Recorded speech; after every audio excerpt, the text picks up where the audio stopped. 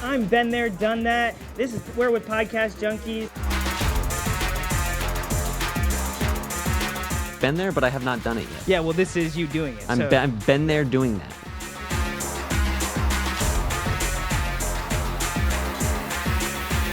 What's up, everybody? I'm Pod Castro, and this is the Been There, Done That podcast.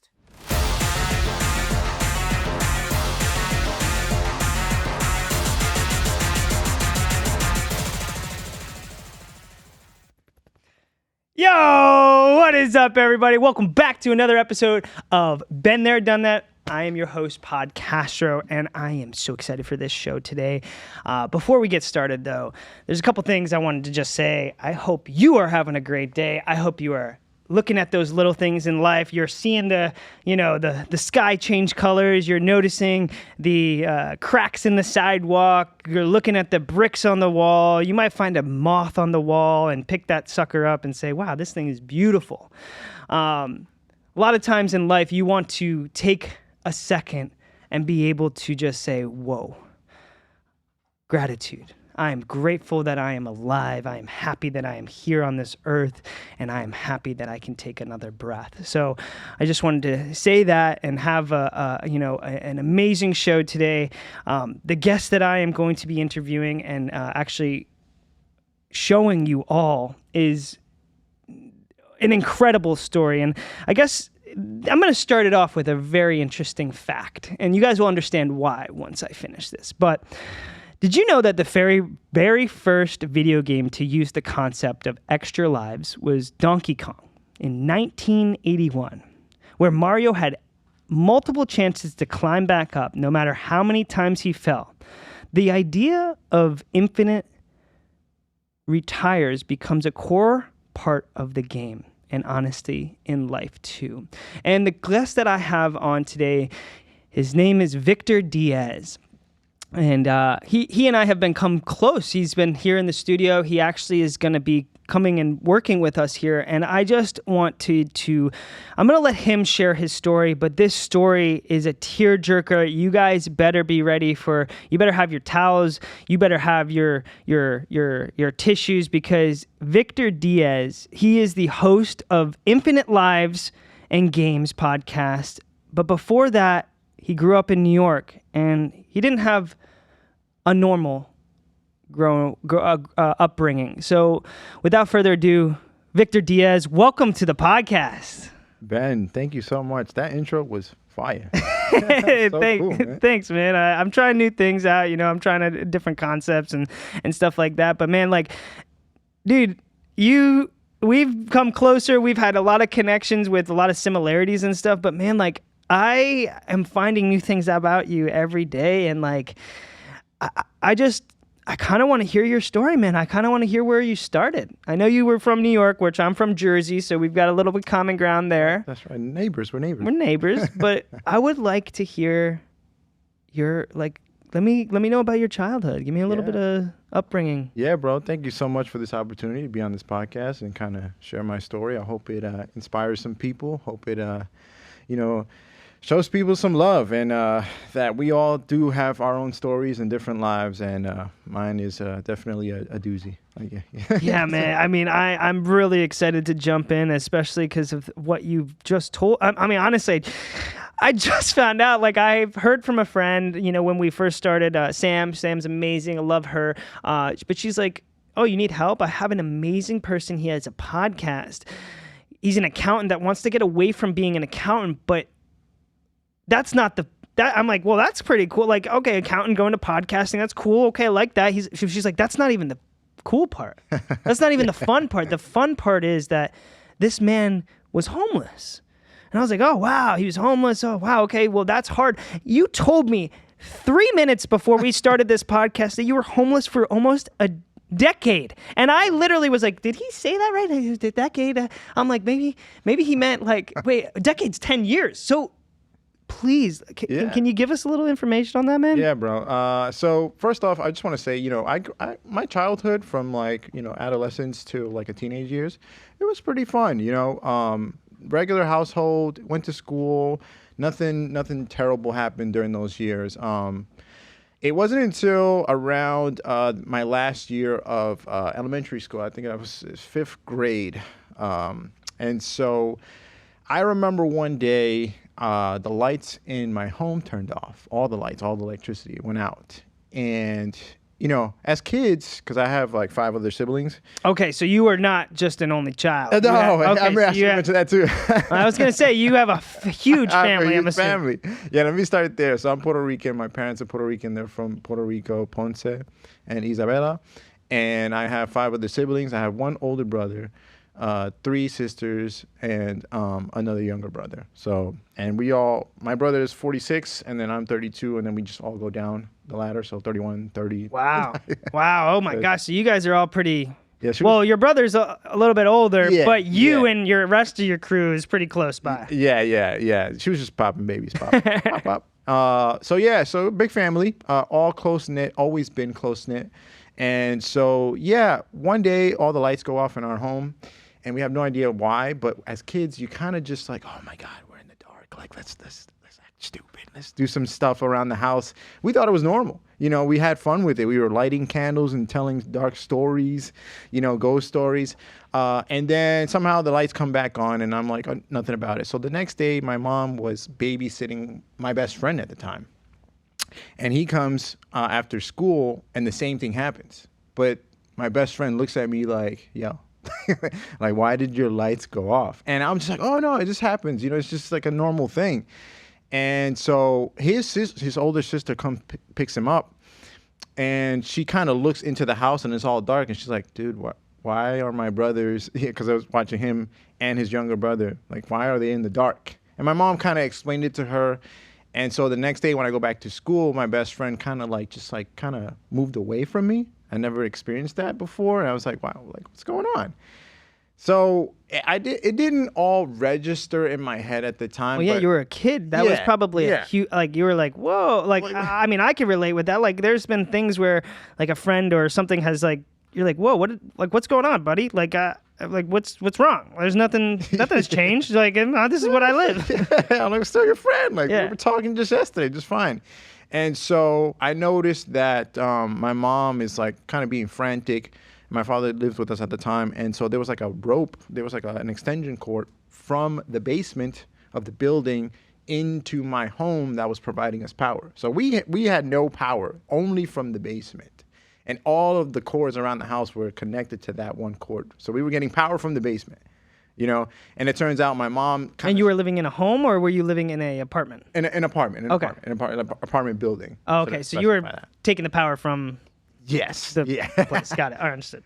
And it turns out my mom kind of made a deal with the owner of the building. It was like, just give me a couple weeks, just give us a couple power and we'll be on our way. So that happened. A couple weeks later, we ended up moving and my mom was like, oh, pack your stuff, we got to go. And I'm like, okay, what's happening?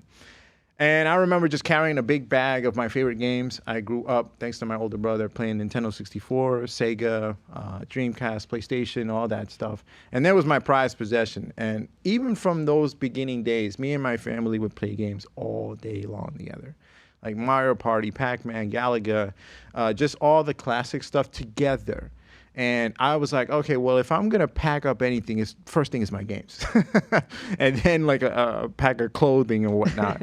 And so this is kind of like the beginning of moving from homeless shelter to homeless shelter and just being homeless. So we went into a homeless shelter. They gave us... And just real quick, Yeah. So you were around 5th grade. So what, 11, 12? Yeah, give or take, yeah. And your brother was what, 19? Well, my older brother, he was like 29 at the time. Yeah. Wow. Yeah. So it's a big difference. Oh, wow. He's a lot older than okay. I didn't even... Okay. Yeah, I should have mentioned that too. Okay, so he's a lot older than... Yeah, exactly. So has he moved out or is he still with you guys? Well, the thing with my older brother is he has kind of like a mental disability. Oh, okay. Yeah, and so I didn't notice at the time because I was a kid. So I thought it was normal. But, you know, he has a lot of trouble processing things, speaking. And I thought it was normal. So he always lived with us because of the fact that he was disabled. You know, he couldn't really work. He couldn't really do stuff. And at the time, as a kid, you're just like, this is my older brother. That's my older brother. Like, this is what he does. He yeah, he does some weird stuff, but like that's 100%. just normal. It's a norm for you. Like you didn't see it. Yeah. Yeah. So we all pack up and we go to this building. They give us our first homeless shelter place in another building. And again, as kids, we were like, oh my God, we're all getting our own rooms. Like, this is so cool. Like, what? And I didn't think anything of it. I didn't know that I was like in a shelter. I kind of understood, but not really. Yeah, it was like, wow, this is what a cool facility. This thing is providing me with a room and power and yeah. So that happened, and then afterwards. So the cycle began where my mom would start to pay rent in these places. So after this first shelter, we were able to move into another home around the same area. Now this is an apartment or another shelter? Another apartment. Apartment. Okay. I should be clarifying these things. No, that's what that is what I am here for, Victor. I'm listening, you talking. All right. So from the shelter to the apartment, and so my mom, she wasn't really good with money, which is where the accounting background comes in, where it's like she would just pay the rent and just stop paying it for months on end. And the cycle would repeat where she wouldn't pay rent, they would kick us out, and we would go into another shelter. Was your mom working at this time, or did she have a job? My mom never really had a job. Gotcha, okay. And my father was still around, and this is another part of this whole story, is my father was always around. But the thing was, in those systems, you have to be a single parent for you to and have kids for you to have more of an opportunity to get shelters. So in the papers, it was written that, like my mom was by herself, even though my father was still around. But in order to qualify for these places, we had to lie and say my father wasn't around. Oh my gosh! Yeah. Wow, that's that's unbelievable. No, I mean wow. Yeah, wow. Yeah. It gets really crazy because that happens, and then we finally, I think I'm getting into high school, and now I'm starting to process things. I'm starting to understand things. My mom is not paying rent. My father's not around, and I'm asking my mom, like, why are we doing this? Why do we keep going to these shelters? Like, I don't want to do this anymore. Like, I'm starting high school. I made some friends. Like, I don't want to move again. Which is a valid thing, especially as a young kid. You're starting to find yourself. You're starting to be able to say, okay, I'm starting to make a little foundation of people, right? I'm starting to make some good friends. People, like me, so. And so the first year of high school, it happens again where she stopped paying the rent and we moved. But this time, it was probably the worst time we ever went into a shelter because they put us in a facility, but it was an abandoned, I don't want to say abandoned, it felt like abandoned. It was a high school turned into a facility for homeless families. So imagine the classrooms, those were our rooms for the whole family. So we would all be in there, gotcha. Living there. And we all shared showers with other families. We shared the lunchroom with other families.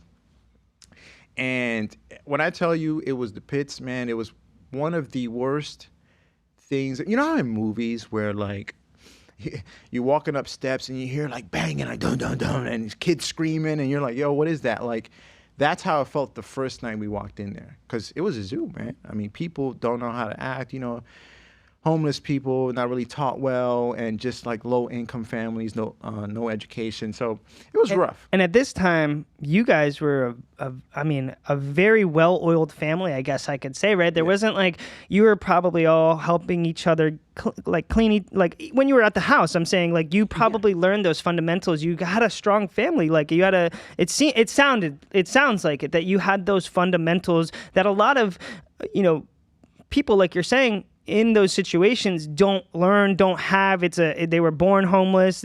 All they knew is homelessness and all this stuff. And you're being a well-oiled family now put into a very different situation. Yeah, very disruptive, very, just low energy. And I will say this, my mom didn't know any better, but she did teach us well. And that's a good point that you made there too, because she did teach us fundamental things as kids, as just people in the world, like for me, she taught me about like washing my own clothing, cleaning the house, taking out the trash, being home by a certain time, taking care of your younger siblings, and eventually my older brother, because I had to kind of step up in that regards. As I got older, I got smarter and more wiser than he did. So he kind of took the step down and I became the older brother, especially in these shelter places where, we would walk into the shower rooms and there'd be, can I curse in here? Yeah, of course. Just fucking. Really just like tampons and shit on the ceilings. Literally shit. Like literally shit. Like someone Not shit on the ceilings. Fecal matter was on the fucking ceiling. I kid you not, bro. That's crazy. Yeah, it was just a zoo in there. That's crazy. And so I had to kind of be like a bodyguard to my younger brother and my sisters because they had, it's kind of separated. Women had their own showers and men had their own showers, but still. So there was at that moment I was in high school. And it was in this moment where I started to hide, because I was ashamed of where I was living. And so I would make friends and I would start lying to them. Oh, you can't come over because this. Oh, I can't go there because that. Because here's another thing I forgot to mention is that in these shelter buildings, you have to be back home by a certain time, right? And it was just a rule, or else you would get kicked out. So our curfew was like around 7:38. Like I had to be home. So I had to go to school and just come immediately home. So friends would start to invite me to places. Like, hey, where do you live? And I couldn't tell them anything because I was living in this dumpster fire, And so slowly I started to kind of move away from people and be by myself because I didn't want to explain myself to anyone. And so I kind of started to read books, studying people, right? And this is how I came accustomed to reading people because I didn't want to tell them anything. So I read How to Win Friends and Influence People by Dale Carnegie. Great book. An amazing book. And some other stuff too, because I was very introverted, quiet. It was another book. And so these books taught me to navigate life and not, and it's funny, right? Because these people bring you closer to people, these books, but I was using them to get away from people. Wow, that's actually very, very ironic. Yeah. That's actually really, wow, that's a great, something that actually just popped up in my head. Did your mom have to pay for any of these the school? I mean, you had 5, was it public school that you were going? It was public school. So there was no, you didn't have to pay. Well, because I'm just thinking, I'm like, wow, she has, maybe what if she put all of the money into you guys going to school? That was what I was thinking. But I mean, to have 5 kids in public school, like that's I mean, let alone that's one thing. Anyways, let's keep going to you reading books. But I'm just now I'm like, holy smoke. Yeah, there's so much going on right now. There is a lot. Yeah, I haven't told the story in a while, but I ended up finding out the reasons as to why my mom was the way she was. Just continuing off the story, so I started avoiding people, stopped making friends, and I found out that my mom owed people money. She would borrow money from people to pay for our clothing and stuff like that for the house. And my father, again, he wasn't with us in this facility, but he was still around. And it was at this time, too, where I started to hate people. I started to hate people, started to hate my father. I started to hate the world. Wow. Because I was like... Where was your father in where was he? Did he have a place? He was with his sisters, at his sister's house. But he would still give our family money and be around and come around, and we would see him in the parks. But I, as a teenager, and when you're a teenager, I mean, you start to get mad at things. Yeah, you get resentment. You just get things like, things aren't going your way, I'm mad. Yeah. Things aren't going my way, I'm mad. Exactly. So I started to get mad with my father, and I was like, why aren't you helping us? Why aren't you saving us? You're the man. Like, make money and save us. Get us out of here. And again, it wasn't his fault. He just, Puerto Rican, and I'm not putting that out there as Puerto Ricans are bad. It's just, he just didn't know any better. He had a regular paying job, worked at a cemetery, I think. And so I hated him, I hated people, and I started to get real angry and mad. And I remember one day, I went to my friend's house after school. And I was like, I have enough time to go to his house and then come home. And at the time, he had offered me like this old Nintendo 64. And I hadn't seen one in a while because I had lost mine. in the whole transition of moving and stuff. No way, Yeah. really? Oh, my Well, that was actually one of the questions I was going to ask you. Is like it's sounding like you're doing so many. You're taking care of everyone in your family. I'm like, where do the games come in? Because like you still have this thing, and like you got this. Like, so you're saying man. No, I lost a lot of games, and the 64 was our prized possession. Right? 4 remotes, man. You're sitting there playing GoldenEye. Like, yeah, definitely. Anyway, Super Smash Bros. Maybe, right? So I had all the games for it, but I didn't have the actual console, and he had one. He said, "Bro, you could take it." And I was like, "What?" That moment there changed my whole life. Like, I was like, this guy is giving me something. Like, he's my friend. Like, I was like, and you haven't really had anything really given, or you haven't had that interaction that you're like, oh wow, and now you're seeing, So so I get the game console, but I end up getting home late, and we had a curfew, and so I am, super happy, walking up the steps into that shithole. My one beam of light, I'm so excited to play games again with my siblings. I'm going to turn this on. We're going to have a blast no matter where we're at. And I get to the front of the school, and there's cop cars, like literally like 7 cop cars in front of the school, this place. And then I walk up, and then one of the cops goes, "Oh, you're Victor Diaz?" And I'm like, "Yeah." He was like, "Come with me." So they walk me into the office, and I see my mom, and she's bawling, crying. She's like hysterical. And I knew what I did. I got there like really late. It was like 30 minutes after the curfew. But, as a kid, it's 8:30, right? Or, at latest at 8:30, right? Yeah. It's not like, but. And she is going ham sandwich on me, screaming. She's like, "You knew the rules. Like, we might get kicked out now. Now we're actually going to be in the streets. And what the heck were you doing?" And that was the first time in my life where I shut down. And I was like, everything is being taken away from me, man. Like, life sucks.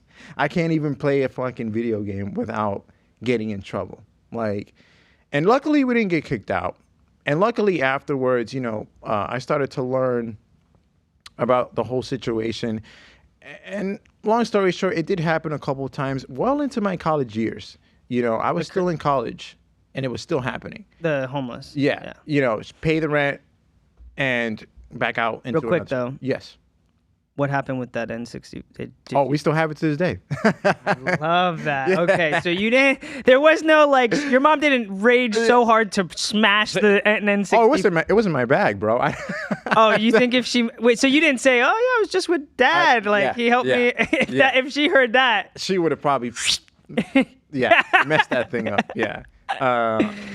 We kept it, we played it, and it helped us through. And the cycle continued until I was about 18, 19, when I was able to get a job and stuff. And I found a girlfriend, and she was also helping me through that time too. Very wonderful person. She did not deserve me going through all that stuff. She helped me. She got my first phone for me, kind of made me feel normal. We started to make friends. And then in college, I ended up moving into her home. And we all started to get jobs as kids, so we were kind of able to stabilize the home, all 5 of us, getting jobs and getting educated, going to college. But that's basically that whole rundown of like why I went to college for accounting, because I didn't want to be like my mom and my parents, and also why I started my podcast, because, I just love video games so much. And it used to get a bad connotation. It doesn't anymore, video games, where it's like, oh, people only play video games, they live in their mom's basement, and, losers don't do anything. But there's more behind video games. Listening to your story, video games was almost the glue to, 100%. I just got chills just thinking about it. Like, man, your story is unbelievable, because you could have given up so many times. You could have literally said, this is not for me. This is, but you were the role model to your family. You were the leader of the pack. Like, you sat there and saw what what could be done, and you made something happen. So I just got to commend you for that, man. You did it in, like, this is unbelievable. I love that you're here right now sitting with me. Now, like, I want to continue to make your dreams come true. Like you're doing incredible things, man. Like, that's unbelievable. So real quick, I want to kind of touch base on your podcast. Go ahead. What was the name of it again? So it's Infinite Lives and Games. Infinite Lives and Games. Yes, and it really sounds like, man, you had to have infinite lives, going to each different homeless shelter, thinking about, talk about change of personnel. I mean, you're going to, like, you know, people move to different cities, different states and all this stuff. You're moving. I mean, how many times would you say you moved? Probably like 8 or 9 times. That's what I'm saying, 8 or 9 times over a very small period of time, right? You know, being at such a young age, having to be a role model, having to be the leader of the pack, having to, like, honestly, sounds like you had a financially what's the word I'm looking for? Financially stable, educated. Yeah, I don't even know. You were helping the whole family with finance. You were basically the one that took the helm and grabbed it and went for it. And so I know you said you went to accounting, so you did learn the background. You were able to kind of understand and help your family, your parents, you know, your mom, and understand that. But now you created this podcast because you've learned and you've stuck together with it, because video games did hold your family together. Yes, sir. And so let's talk about it. Let's talk a little. I know we don't have too much time, but I want to touch base on a little bit of your what do you guys talk about on your podcast? Yeah, so I basically talk about the lives of people with the video games, and not just video games. There's card games, board games, sports, and all that, being the basis for their stories. So I had a guest on talking about him. You know, he was bullied when he was in elementary school, and he used this Dragon Ball Z game to kind of get him through this bullying as he was going through school. And then he ended up learning jiu-jitsu and kind of being inspired by the Dragon Ball Z characters, by this game. And I had another guy, he's a rapper, a real good close friend of mine. He got inspired by BioShock, and one of the characters in the game BioShock is like kind of like he was like a I don't know, like a maestro, a musician or something. Yeah, a conductor. Yeah. And that inspired his musical.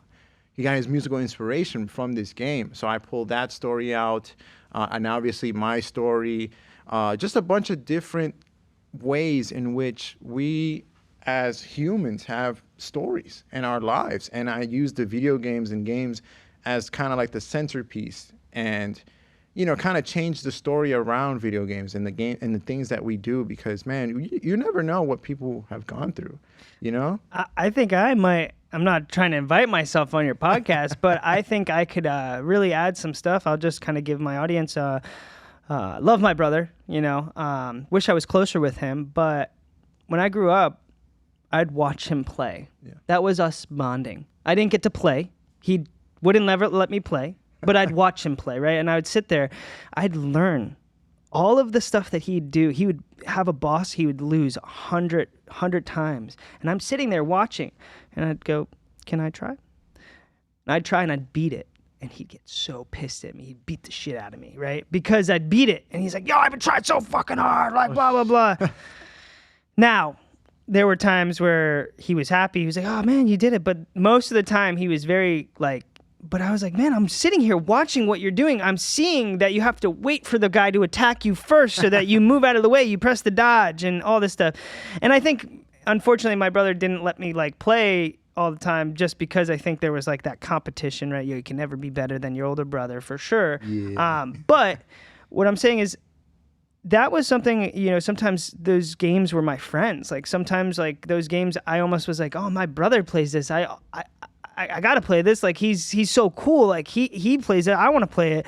And then board games is huge in my family. Like, we play so many board games. It's like my mom, she's the sweetest, cutest woman ever. She cannot wait for me to come home. And I'm actually excited, too. I love playing, like, you ever play cribbage before? Cribbage? No. It's a card game. You've got, like, a cribbage board and you have little pegs, and it's basically math. You have to get to 15 different ways and all this stuff. But it's something that my grandfather used to play, and his grandfather. It's like a board that's been passed on. It's Look at that. It's really cool. So I remember a lot of times with just games in general.